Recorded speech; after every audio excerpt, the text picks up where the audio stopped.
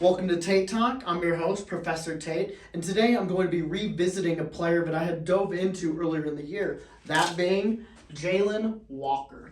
So Mr. Walker, he was an All-American and a Butkus winner. Butkus winner doesn't go out to just anybody. It goes out to the nation's top linebacker, and honestly, Walker exemplified that.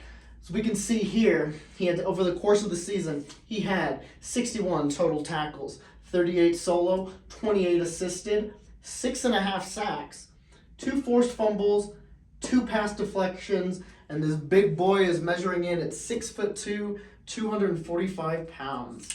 So earlier in the season, I had graded him as a late first round to early second round pick. However, after this type of performance and some really good work against Texas, we'll talk about that later, he has propelled up my board easily into the top 15. I can see a team taking him on just because of his athleticism and his ability to rush the passer, as well as go into coverage to cover tight ends or more athletic wide receivers.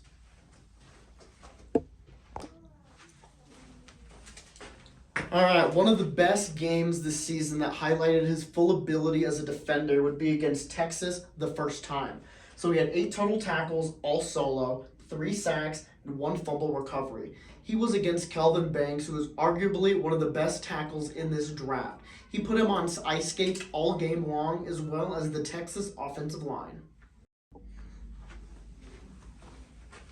I went ahead and grabbed some clips from this game that really showcases and gives some evidence on what I'm talking about. So to start off with, it's his very good athletic ability. This first clip shows his elite acceleration. Even though there isn't anybody blocking him, you can see the get-off speed. It is insane. The second clip showcases his elite acceleration as a coverage linebacker. Man is a beast, all right? He's got very good speed, very good lateral agility, and very good change of direction. Now, in some of these clips, you'll see his shifty feet and how he's able to maneuver himself in different ways to make the linemen get confused, get a little rough, all right? So he has a very good initial quickness out of his stance. He instantly engages with the offensive lineman, giving himself the upper hand. He starts out with a low pad level, gets underneath it, and then has very good hand placement and hand strength to control and steer the lineman. He moves them out of the way, runs into the quarterback. Even in one case, he had a one-handed block against Kelvin Banks Jr. All right? He's got very good bull rush and a very good bend around the edge. As you can see in the clips below, as I got them going, he is just unstoppable at the line of scrimmage. He'll run around, get the guy, the tackles, they can't match his footwork. They can't mimic it. Man's a beast. All right, another part to add as well is he has a very high motor. One thing that you'll see in his film is he doesn't stop. If he gets beat on a play, he keeps playing. If his teammate needs help, he helps his teammate. That's exactly what you want to see out of a lineman, especially a linebacker. Very good mental processing. In the last clip that I have, it showcases how he keeps his eyes on the quarterback as the spy. He's not getting distracted from the guy who's running behind him. He's keeping his eyes on the prize, as you would say, and eventually even turned into one of the sacks as well. Now, in zone coverage, he's very good, and it showcases his very good reactionary skills. Now, when somebody is coming behind him, he looks instant, reacts, goes, attacks.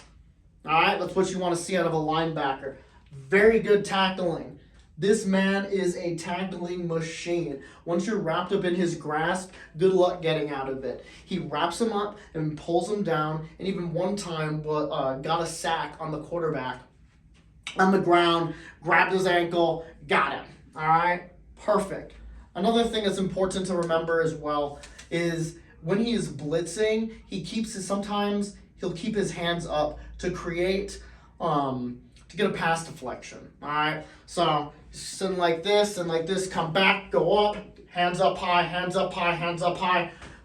He might not get the pass deflection, but it's still creating enough issues that are in the quarterback's way that, you're not going to be able to see something when you got a hand that's right in front of you. All right. As you can tell, I'm pretty high on Jalon Walker.